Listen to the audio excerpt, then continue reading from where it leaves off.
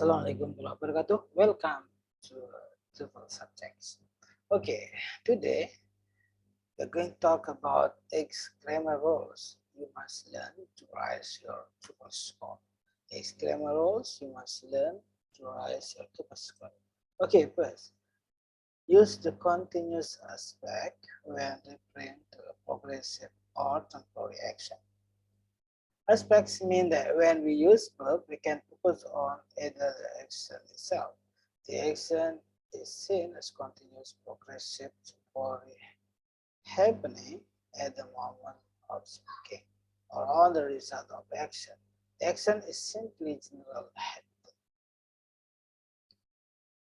The verbal tense has two aspects, continuous and simple.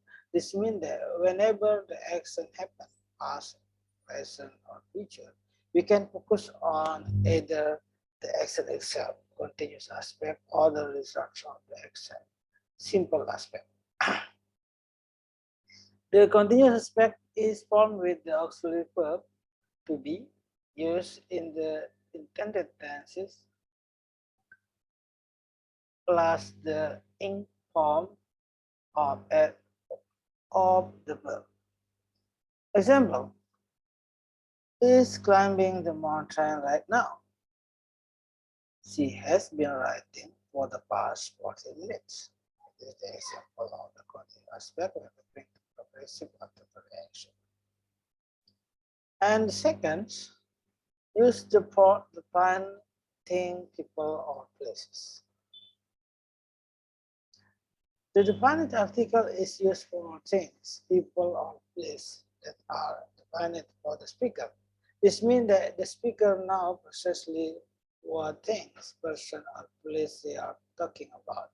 You probably read lots of rules about when to use the, but all of them can be reduced to one idea. We use the definite article when the thing, people, or place we are referring to are defined. Have a look at the following list of situations when we use them.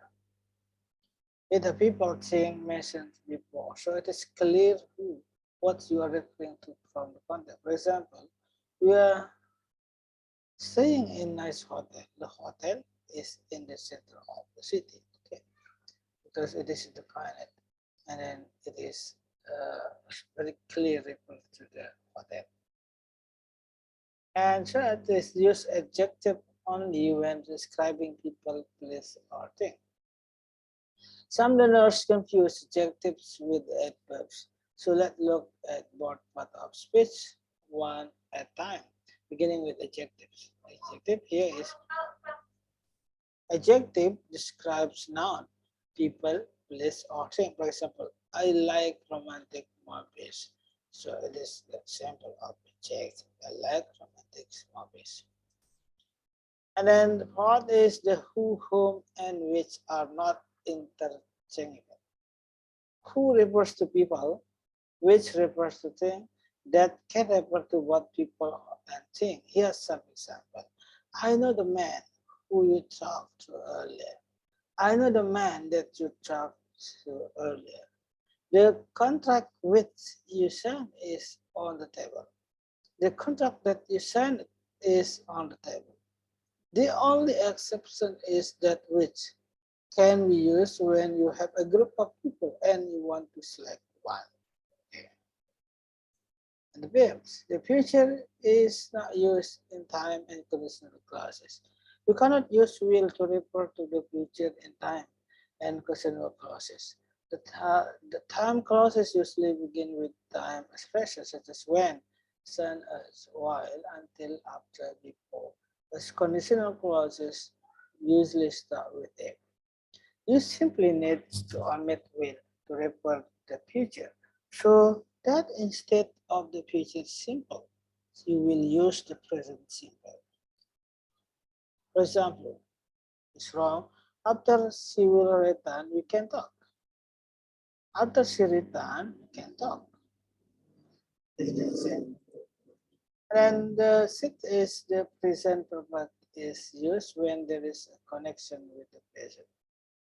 You have probably read a lot of rules about when to use the present perfect and when to use the past. You can reduce them all to one simple rule. If the speaker feels there is a connection with the present, then the present perfect should be used. If the action is the past is seen as a split from the present, then you should use the past. Have you looked at the following situation in which we use the present perfect and then past and check out how this simple rules apply? For example, I have not seen that movie yet. Present perfect. Possible connection with the present.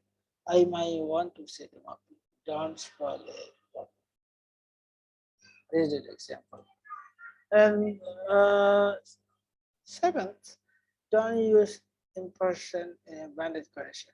The banded question are used when you want to make a question more polite or less direct.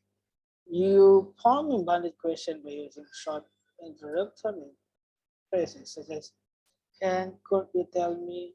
It is a valid question. I wonder, I would like to know, and blah blah. It is not a valid question. Don't use impression in valid question. Okay. And then H is to express contrast. The correct structure depends on the phrase used. There are several phrases you can use to express contrast in English, but they don't all follow the same structure. Look at the example and the structure used, which is observed. In spite, despite, noun, verb ending in. In spite of the weather, he decided to go shopping. In spite of noun.